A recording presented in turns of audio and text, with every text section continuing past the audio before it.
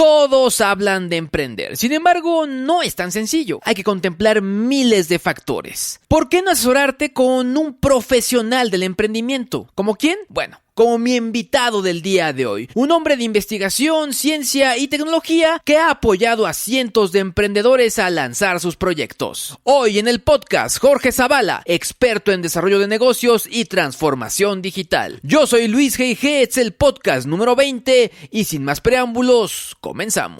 LG presenta el podcast de Luis G.I.G., un espacio para conocer a las personalidades del mundo digital y la manera en la que usan la tecnología para mejorar su vida. Sigue el ejemplo de estos personajes y acompaña semana a semana a Luis G.I.G. en la búsqueda de sus secretos.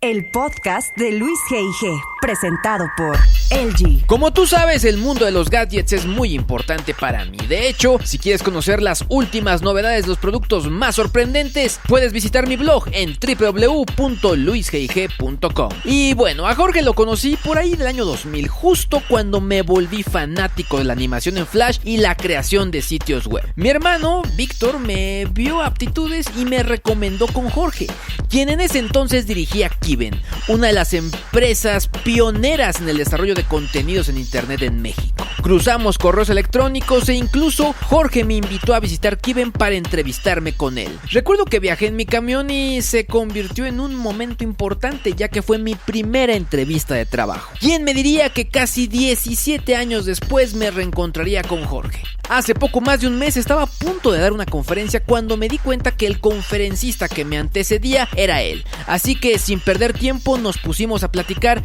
y recuperamos el contacto, de la cual obviamente se desataron varias cosas, incluida esta entrevista. Te recuerdo que este podcast es traído a ti gracias a nuestros amigos de LG y de hecho quiero contarte que ya estuve probando el LG G7 DinQ y me gustó mucho. Estuvimos tomando varias fotos con él en Las Vegas y realmente, bueno, tengo mucho que contarte. Próximamente todo esto en mi blog. Pero bueno, ya no te voy a decir más, te dejo con Jorge Zavala, experto en desarrollo de negocios y transformación digital. El podcast de Luis G.I.G. Pues muy bien, como ustedes escucharon al inicio de este podcast, está conmigo, sí, la persona con la que hice mi primera entrevista de trabajo en la Ciudad de México. En ese momento él tiene una empresa que se llama Kiven y la verdad es que de ahí ha evolucionado. Me estuvo contando hace poco parte de la historia y cómo se fue metiendo y cómo fue que tuvo que mudarse hacia Silicon Valley para la parte de apoyar emprendedores, de fondos de inversión, etcétera, etcétera, etcétera. Pero bueno, no voy a hablar más, ya está conmigo el señor Jorge Zavala. Jorge, bienvenido, ¿cómo estás? Pues muy bien, Luis, oye, muchas gracias por la invitación y la verdad es que para mí fue una sorpresa cuando me dijiste que fui tu primera entrevista de trabajo. O sea, tuve el gusto de conocerte hace ya algunos años en una reunión ahí en México y pues en una empresa que la verdad es que recuerdo con mucho cariño porque fue tal vez una de las empresas que ojalá supiera hoy y hubiera sabido en ese entonces lo que hoy aprendí del Silicon Valley y probablemente hubiéramos estado en una aventura impresionantemente más atractiva todavía. Yo recuerdo que te conocí por mi hermano, Víctor González, que yo siempre digo que Víctor y yo hacemos cosas muy parecidas, nada más que él sí estudió. Entonces, la verdad es que él, cuando empezó ya a trabajar en estudios de posgrado y todo este tema, él vio que yo tenía facilidad para la creación de páginas web y producción de contenidos y en ese momento me recomienda y me dice, oye, ¿por qué no vas a ver a la gente de Kiven? Yo conozco al director y fue ahí que empecé a conocerte y a tenerte ya como pues seguido. De pronto ya en el pasar de los años ya me aparecía ya tu perfil en distintas plataformas y las conferencias, los cursos y se vuelve muy interesante. Y ahora un poco indagando en tu perfil, en tu currículum, me doy cuenta que estudiaste electrónica. Mi hermano también estudió electrónica y conozco mucha gente que está emprendiendo que estudió electrónica. Y mi pregunta, un poco como para empezar esta charla es, ¿tú sientes que estudiar electrónica en ese momento era como la opción que tenían aquellos que querían emprender en la parte de tecnología? ¿Cómo ves eso o cómo ves esta coincidencia? Mira, es una buena pregunta, nunca lo había reflexionado desde ese punto de vista. Una de las cosas que tiene la electrónica y que en el momento particular, cuando yo empecé a estudiar electrónica, pues estaba en un momento de arranque, cuando pues realmente todo este mundo que hoy conocemos no existía. O sea, hablar de microprocesadores fue antes de que hubiera microprocesadores cuando yo empecé a estudiar electrónica en 1972. Entonces, la verdad es que eso fue una experiencia bien interesante. La electrónica me llamaba la atención porque pues uno pues, era el tema de moda, los radios, caseteras, porque pues no hablábamos todavía de CDs ni nada por el estilo, y pues te hacía la idea de que era un tema interesante. A mí en lo particular la electrónica me llamó la atención más que por la parte de consumo, por la parte industrial. O sea, mi sueño era cómo poder mover motores, elevadores, hacer cosas, y la verdad es que tuve una trayectoria extraordinaria que me llevó realmente a manejar, pues en mi vida yo tengo 3 o 4 proyectos sumamente interesantes industriales. El primero fue el control de energía eléctrica del país, que me tocó participar en el diseño de la electrónica de los equipos que hicieron la adquisición de datos. Y deja confesarte que hoy pues lo puedo decir libremente, pero en ese entonces pues realmente fue una auténtica aventura. En México importar tecnología no era difícil, era realmente imposible.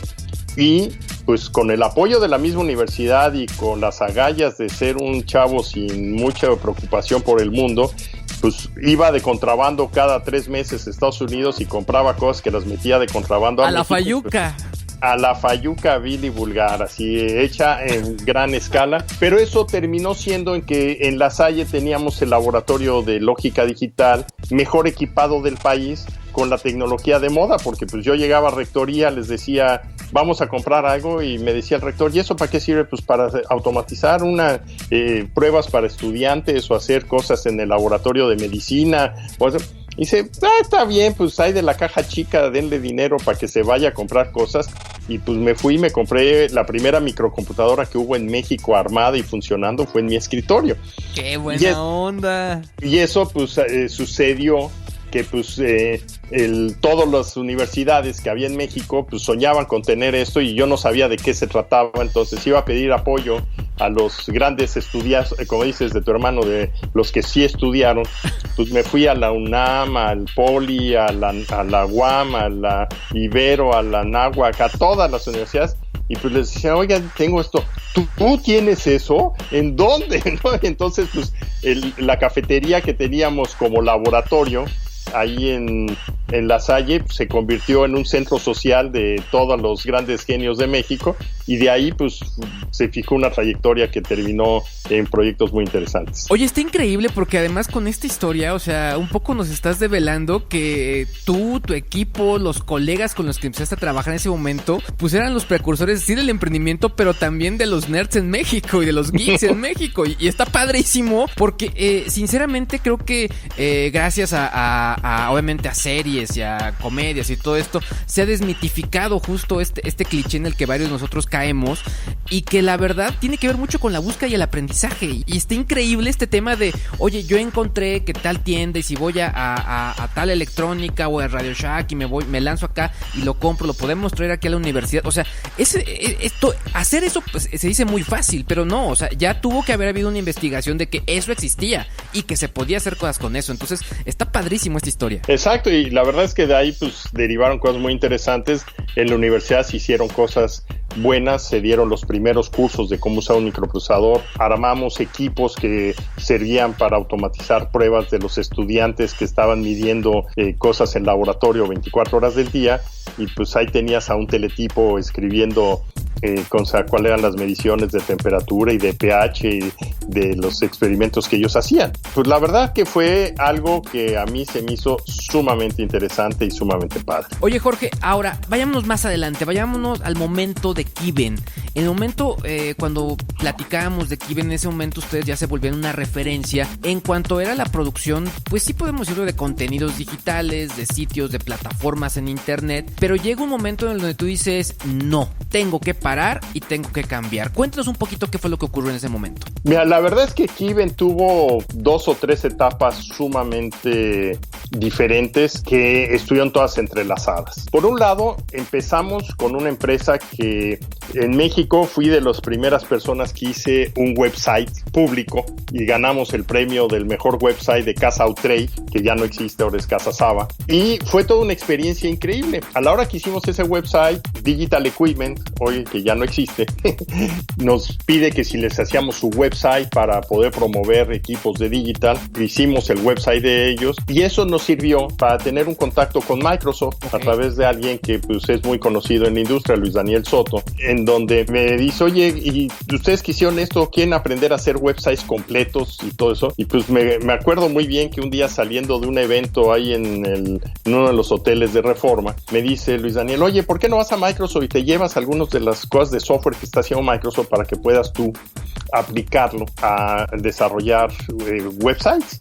Y pues llego y me mete en la bodega de Microsoft y me da una caja, pero una caja grandota, o sea, no cosas chiquitas. Dice, agarra lo que quieras y llévatelo. Sí, como del súper, aprovecha. Como en el súper, entonces agarramos el Internet Information Server, Windows NT, Front Page, no existía, había algo antes que Front Page, no me acuerdo ni qué diablos era, y todas esas cosas. Y me acuerdo que yo llegué a mi oficina y les dije a mis amigos, oigan, con esto se puede construir un website completo de cero. Y dice, ¿y qué necesitamos? Pues una computadora grandota. Y uno de los socios que estaba re loco, agarra y se sale y se va al primer Office Max o alguna de esas papelerías grandotas y dice, ¿cuál es la computadora más grande que tengan? Va, la compra y se regresa y dice, pues ya tienes la computadora, ¿ahora qué vas a hacer para echar a andar esto? Y me acuerdo que nos pasamos un fin de semana con varios amigos que tenían inquietud. Y el lunes siguiente le hablo yo a Luis Daniel Soto y le digo, oye, pues ya tenemos jalando aquí una computadora que tiene Internet Information Server, que tiene un website que hicimos, tenía un grupo de diseñadores muy buenos en esa empresa. Y me dice, oye, pues eso está muy padre, ¿puedo llevar a la gente de aquí de la oficina que vayan a ver eso? Y llegan como 10 personas ahí de Microsoft a ver cómo era un website de estos. Me dice, oye, ¿para qué sirve? Pues esto, pues para hacer publicidad. ¿Y cómo lo podemos ver desde la calle? Ay, jole, pues ¿cómo? ¿Qué es eso de hosting, no? Claro. O sea, no teníamos idea. Y yo me acuerdo, pues habíamos hecho el website para la gente de ¿cómo se llama? Ahí de Outrage. Y le hablo al dueño de Outrage, al director general, dueño. Le digo, oye, tengo este problema. Y dice, mira, nosotros tenemos una cosa, un centro que sirve para transmitir datos. ¿Por qué no hablas con el director y que te den todo lo que necesitas? Y ahí nos ves en la tarde yéndonos a Vallejo, a un lugar que era una bodega ahí perdida atrás de una de las oficinas de distribución de estos cuates, donde tenían pues conexión a internet y nos dieron una dirección IP pública. Okay. ¡Guau! ¿Qué es eso? ¿Y cómo podemos desde la oficina, que nosotros estamos en la colonia Coyoacán, hacer algo? Pues no teníamos ni idea, y aprender a hacer dial-up para cargar cosas y todo eso fue toda una experiencia interesantísima. Lo cual nos permitió que a los 3-4 meses Microsoft lanzó su campaña para poder poner internet o sea, ellos habían dicho, Bill Gates, que nunca iban a estar en internet y habían cambiado de posición, y entonces pues ganamos el contrato para poder ser el outsourcing de todo lo que Microsoft publicaba en todo Latinoamérica. Wow. Y entonces ahí fue interesante porque pues uno creó una nueva empresa, realmente el perfil de lo que estábamos haciendo antes y no coincidía. Y pues creamos una nueva empresa y empezamos una empresa que por un lado tenía tecnología, pero por otro lado iba a tener creación de contenidos. Exacto. Y empezamos, o sea, nosotros arrancamos con 7 webzines que les llamábamos, así como magazine webzines, uno para cada uno de los segmentos de negocio de estos amigos, y empezamos a producir contenido hasta el punto que llegamos a tener una empresa que producía 1,500 páginas de internet al mes. De ahí pues brincamos con Hewlett Packard, que también nos dijo, oigan, pues hagan lo mismo para nosotros, y teníamos una producción de contenidos para toda Latinoamérica de todo lo que se hacía.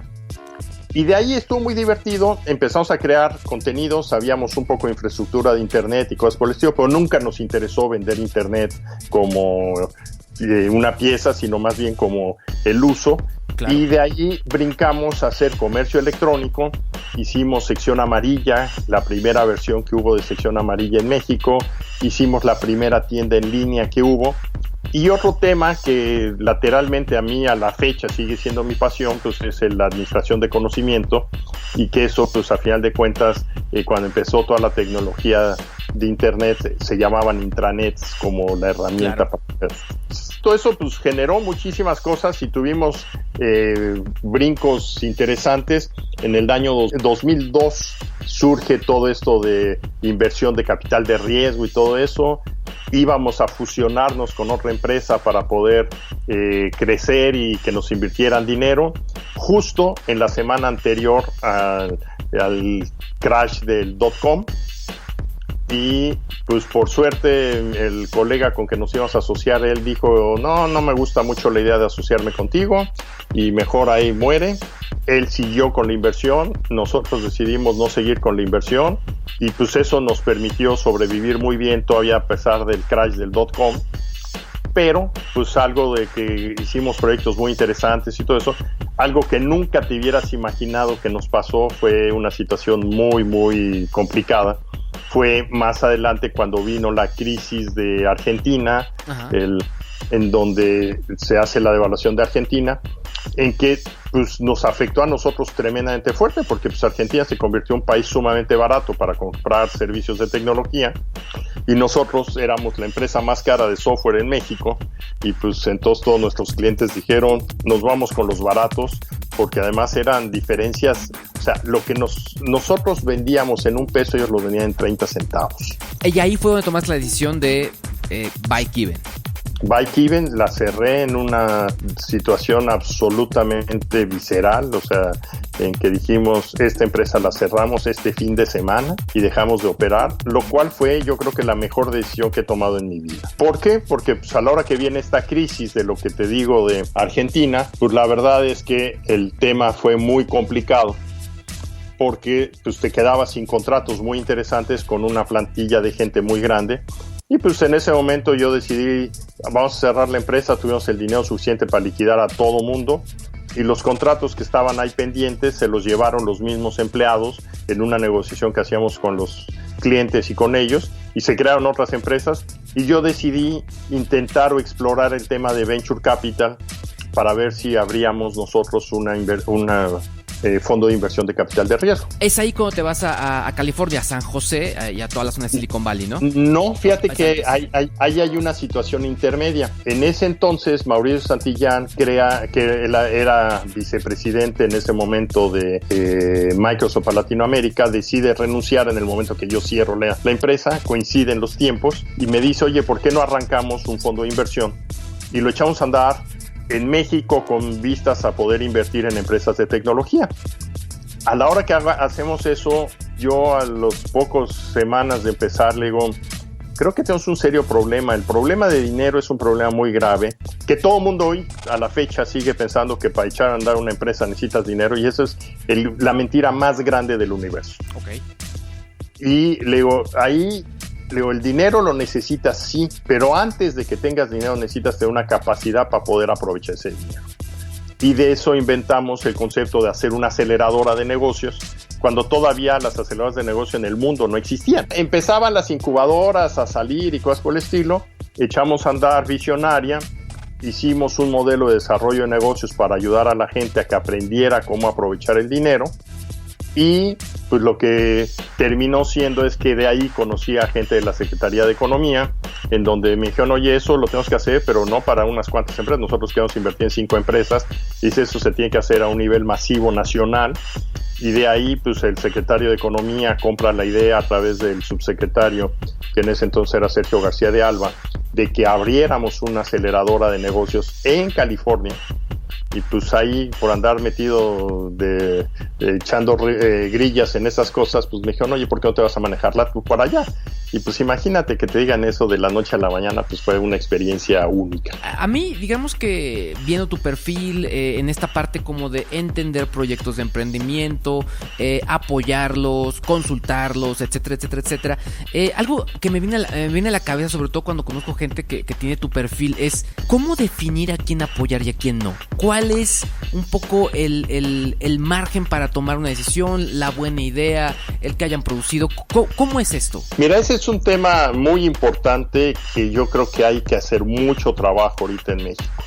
Porque pues por un lado se popularizó en una forma que hoy cualquier perro es consultor y cualquier niño agarra y te da fondos y te dice que el gobierno te da dinero, y pues ahora sale que pues ni la consultoría vale la pena ni cualquier persona puede ser emprendedor. Claro. Ya hay un tema muy, muy complicado. Entonces, el tema de cómo inviertes, pues realmente es un tema sumamente importante que primero que nada tienes que tener experiencia. O sea, que todo eso que hizo el gobierno, que a mí se hace que ha sido fatal, o sea, yo creo que por un lado hubo un apoyo tremendo al emprendimiento muy positivo y después se le pasó la mano, como no sabían de qué se trataba, dijeron vamos a dar dinero hasta el perro y el perico y cualquier hijo de vecino que sepa leer y escribir y que pase por un website que además de todo es espantosamente horrible, que si el website del INADEM que te tienes que certificar para ser inútil como consultor. Hijo, la verdad es que yo ahí sí tengo mis serias dudas. Pero, o sea, cualquier gente inteligente no se atreve a resolver eso porque dice, oye, eso es perder mi tiempo. Y en cambio, pues la gente que lo está resolviendo pues son gente que no tiene nada que hacer y que por 3 pesos está dispuesto a ir a hacerse y convertirse en consultor extremo, ¿no? Entonces, el tema ahí es que tú tienes que encontrar qué ideas son buenas, qué equipos de personas valen la pena. Yo ahorita voy a regresar a ese punto. Y después, cómo el mercado atrae y acepta lo que tú presentas. Las ideas, el primer paso que tenemos que estar de acuerdo todo el mundo es que las ideas no valen nada hasta que las ejecutas. Okay. ¿Y quién las ejecuta? Las ejecutan personas. Y esas personas tienen que tener un mindset de convertir soluciones, de crear cosas que en alguna medida generen valor. Y entonces aquí ya entras en un proceso de evaluación en que cuando tú estás platicando con alguien y te dice yo quiero hacer un dispositivo para cómo poder medir el conocimiento, pues imagínate, estoy hablando de cosas esotéricas, de cosas muy raras, y dice, si lo encuentras, pues ese cuate yo quisiera hacerlo. El caso que es más común es que, bueno, pues cómo hago cursos, esos cursos cómo valen la pena, cómo mido que esos cursos son capaces de generar el valor que necesitas para poder lograr resultados. Y entonces ahí realmente el tema que tú tienes que ver es que las personas tienen que tener la mentalidad suficiente para poderlo hacer, y el inversionista o la persona que le pone dinero a esto es una gente que aprende a seguir cómo la persona va evolucionando. Todo el mundo piensa que tú ir a conseguir dinero lo consigues en una sentada, y no es cierto. La gente compra a la gente que le tiene confianza, y la gente invierte a la gente que le tiene una confianza probada de una capacidad de crecimiento. Quiero relacionar con esto que tú mencionas. En algún punto es muy importante, sí, el tema de las relaciones humanas y el tema de generar un buen networking. ¿Cuáles tendrían que ser esas claves para generar estas relaciones humanas sanas que te permitan tener esta relación con la gente y que puedas ganar esa confianza? Mira, ahí entras en varias... los negocios están hechos por personas. Y estos son, tú tienes clientes, tú tienes proveedores y tú tienes colaboradores. Y con todos ellos tienes que tener pues un carisma y una relación importante. Cuando tú empiezas con las ideas, pues tú empiezas a descubrir qué necesidades hay en el mercado. Entonces quiere decir que tienes que entender a gente externa que tiene una necesidad. Y hay que conocer su necesidad, hay que conocer la importancia de esa necesidad, el dolor que esa necesidad le causa a la persona y el valor que tú puedes generar. Entonces esto es una cuestión en que todo el mundo dice, no, es que hay fórmulas y hay ecuaciones y todo. Pues sí, pero lo primero es que si yo estoy platicando contigo, y deja ponerte un ejemplo de alguna de las empresas que arranqué, tú vas y platicas con la directora de capacitación de un laboratorio farmacéutico y te dice, oye, yo tengo que entrenar a todos mis visitadores médicos. Tengo 3 años haciendo todo esto, gasto mucho dinero y la verdad es mis resultados son ampliamente cuestionados para por parte de la dirección. ¿Qué puedes hacer? Y entonces le digo, oye, ¿cómo puedes tener un mayor impacto? Tú puedes hacer cursos que sean de más impacto, con un costo menor y con un nivel de retención mayor. Dice, ¿y cómo me pruebas eso? Y entonces le mostramos que nosotros podemos hacer cursos multimedia que tenían una serie de preguntas, teníamos una forma de interactuar con el médico y que como lo hacías en multimedia no tenías que hacer transportar a los visitadores médicos, que en este caso era una empresa latinoamericana que cada trimestre juntaba a todos sus visitadores médicos en algún lugar a tomar cursos. Digo, con el puro dinero de lo que te puedes ahorrar en viajes, tú puedes invertir en desarrollar contenidos y cursos de mucho valor. Y se lo mostramos y a los 3 meses tuvo una relación de mayor atracción, los médicos estaban contentos con la gente y después encontramos que los médicos había mejores formas todavía de poder llegar a tener contacto con ellos a través de juegos para sus hijos y que les enseñáramos a través de juegos para los hijos que hablaran de las medicinas que los papás tenían que ir a tomar y leer alguna cosa interesante. Entonces creamos pues, cuestiones que son netamente humanas en lo que estamos hablando. Oye, es súper interesante porque además, o sea, tú hiciste un posgrado en matemáticas. O sea, me Sí. llama la atención, o sea, y ahora ya digamos que está súper complementando todo esto con la parte humanista. Pues mucho, y de hecho una de las cosas que yo digo que cuando llegué aquí a Silicon Valley me convertí en un politodólogo con especialidad en casinadología, que eso, pues, o sea, tú cuando quieres hacer negocio tienes que estar metido por todos lados y aprender un poco de todo. Claro. Oye, algo que a mí se me ha hecho fascinante en los últimos años, sobre todo también como definiendo qué es lo que yo quiero hacer y por dónde me quería ir, es que empecé a ver como la gran cantidad de gente que en esta búsqueda de aprovechar su know-how comenzaron a vender su conocimiento. Una frase que encontré tuya es entender el aprendizaje como un hábito personal. ¿Cómo ves todo este tema, toda esta proliferación de vender el contenido como una opción de vender este know-how? Tienen un gran conocimiento, pero pueden ahora ver una oportunidad en internet para poder mostrar ese conocimiento y dárselo a otras personas. Esto yo creo que poco a poco lo vamos a ir viendo cada día más. Cuando vemos Khan Academy, que pues es un ejemplo extraordinario de cómo se generó valor y se creó hasta un nuevo modelo educativo, esto de Flip the Classroom, en donde tú ahora aprendes y vas al salón a discutir y no es al revés de que vas al salón a aprender y jamás discutes, por lo cual tampoco aprendes y por lo cual la educación que tenemos está en serios problemas. Yo sí creo que el Flip the Classroom tiene un impacto muy grande, pero la cuestión que tú estás mencionando es ¿cómo hacemos que el conocimiento que tú tienes lo puedas compartir? Pero ahora viene la gran pregunta, que nadie todavía ha sabido cómo monetizar esa parte en una forma en que se convierta pues, en una fuente constante, primero porque la gente consuma conocimiento y segundo porque la gente lo valore y lo retribuya. Jorge, ¿cuáles de los proyectos que has visto en tu carrera, cuáles son los que te han dejado una mayor marca? Que has dicho, híjole, este proyecto, este emprendimiento va a cambiar las cosas. ¿Qué es algo que te haya dejado ahí algo indeleble?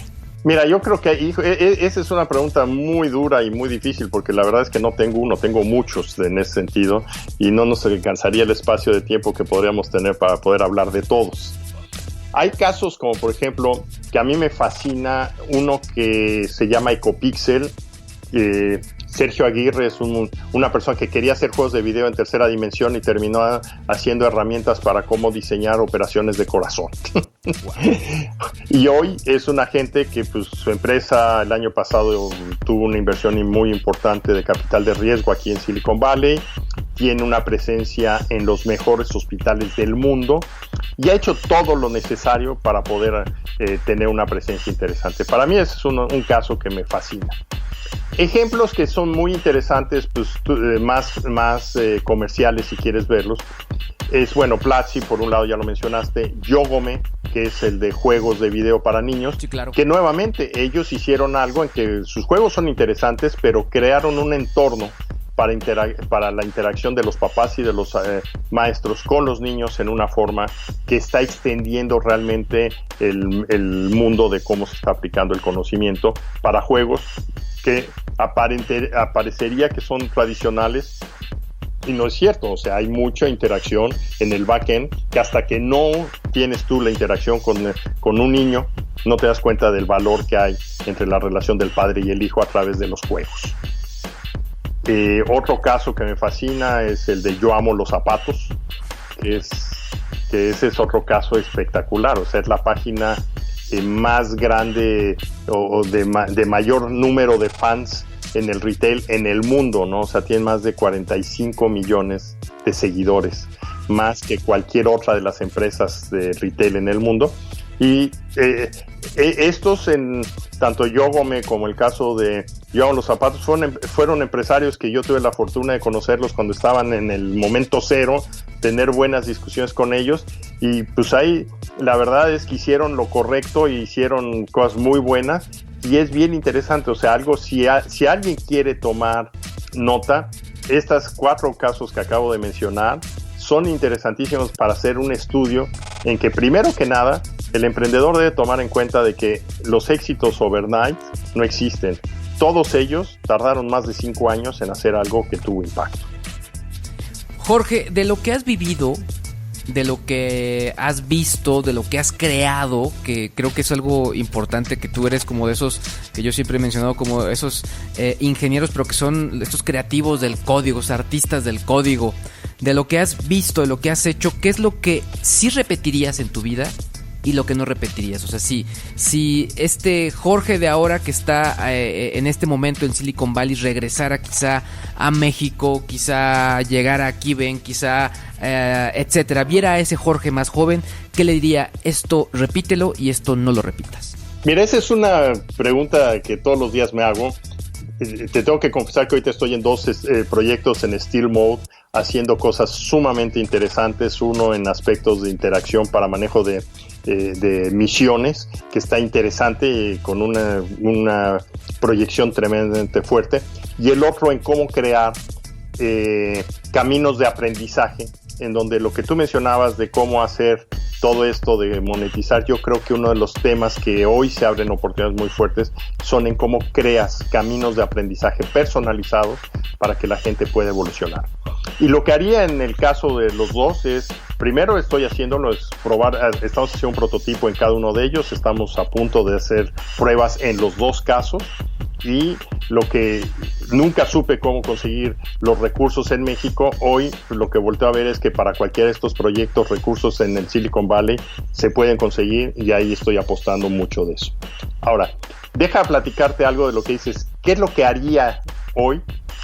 Deja decirte que después de haber apoyado a tantos emprendedores, o sea, el número de emprendedores que yo he tocado han sido por cientos o miles en un momento dado.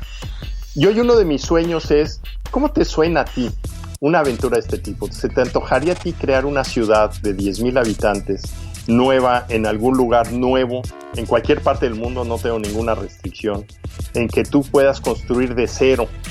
¿Cómo quieres que esa vida se haga desde el punto de vista social, educativo, político, religioso? Y ese es uno de mis sueños. ¡Wow! ¡Qué padre! ¡Qué padre! Entonces, en Canadá yo creo que tiene mucha tierra. No, tierra, mira, imagínate si has estado en Sayulita, ahí en Nayarit, o en Tapalpa, en Jalisco, o en Tequisquiapan, que ya Tequisquiapan para mis números son muy grandes, o sea, ya Tequisquiapan ya tiene casi 300,000 habitantes, algo por el estilo. Yo quisiera hacer algo de 100,000, pero alrededor de México y de cualquier parte del mundo puedes encontrar un espacio que estés lo suficientemente cerca de la civilización, con lo suficientemente lejos para no estar contaminado. Oye, ¿y qué es lo que no repetirías, Jorge? ¿Qué es lo que no harías? Mira, eso es, la verdad es que todas las cosas que hicimos en todas las empresas que yo armé siempre fueron muy interesantes. Hoy regresar al mundo del commodities o cosas por el estilo no lo haría. Me enfocaría mucho a un tema de muy alto valor agregado. Mucha gente llega y me dice, oye, me voy a meter a factura electrónica, quiero meterme a hacer RPs. Digo, mira, eso es commodity y yo ahí no me metería. Entonces, definitivamente sí te puedo decir que algo en donde definitivamente hay una competencia y tratar de hacer algo para ganar el mercado por precio, jamás lo haré. Ahora, Jorge, finalmente llegamos a la parte que de pronto a mí me gusta, porque además es como el meollo de las cosas que yo hago. Y yo desde hace un buen rato junto con todo mi equipo hicimos un tag que es el tag de los gadgets. Es una colección de 50 preguntas que obviamente no te voy a hacer las 50 preguntas, pero que están divididas en básico, intermedio y épico. Es del 1 al 50, tú me tienes que decir 5 números y pues yo me arranco con las preguntas y tú respondes. Así que dime tu primer número, Jorge. 23. 23. Si tuvieras que quedarte con una sola red social, ¿cuál sería y por qué? Mira, la verdad es que ahí tienes ahorita ya un problema muy serio. O sea, Facebook es tristemente la red que tienes, pues, que es el internet dentro del internet, y que hoy, con los mecanismos que tienes de transmisión de video, de voz, de chat, de grupos, pues la verdad es la mejor opción que yo veo en una sola. Todas las demás las usaría por razones particulares, pero en forma general me quedaría ahí. Siguiente número, Jorge. 17. Si fueras una página de internet, fíjate, está muy padre para ti. Si fueras una página de internet, ¿cuál serías? Mira, una de las que a mí me apasionan es TED. O sea, definitivamente TED es, pues, el lugar donde cada vez que quieres inspirarte, que no tienes algo que pensar y que dices, a ver, random, ¿qué hay en TED? Siempre vas a encontrar algo que es provocador y motivador. Nos quedan 2 números. ¿Cuál eliges, Jorge? El 13. ¿Cuál fue la primera página que navegaste en internet? Híjole, eso pues seguramente ha de haber sido las de Digital Equipment. Creo que fue de las primeras que tuve ahí, y pues fue de las primeras en que nos metimos. Seguramente estaba Altavista, y por el medio de Altavista es donde ha de haber llegado yo por ella. Último número ya para terminar. La número 7. Número 7. ¿Sigues usando tu viejo correo de Hotmail y cómo era tu dirección? Mira, todavía lo tengo, lo uso poco, pero sí está activo. Es jaso_2001 @hotmail, y es el que tengo asociado precisamente a Facebook. Pues Jorge, muchas gracias, muchas felicidades. La verdad es que es increíble conocer gente como tú, las historias, lo que están haciendo. El tema de conocimiento y este tema de los pads individuales a mí me encanta, porque creo que es algo que también desde el punto de vista de creador de contenidos es algo como sumamente interesante. Y creo que la verdad es que hay mucha gente que seguramente te está muy agradecido por todo lo que hiciste con ellos. Yo en lo particular creo que se me hace muy interesante, porque creo que a partir de esa entrevista pues me quedó muy claro que el tipo de empresas digitales con las que empresas las quiera trabajar eran empresas como la tuya, como la que fue Kiven en su momento. Y pues bueno, la historia nos llevó a este podcast, y seguramente ojalá nos llevará a muchos más proyectos. Jorge, muchas gracias y muchas felicidades. Pues muchas gracias, Luis, y pues estamos en contacto, y hay que seguir motivando a tu audiencia a que haga cosas interesantes. El podcast de Luis G.I.G.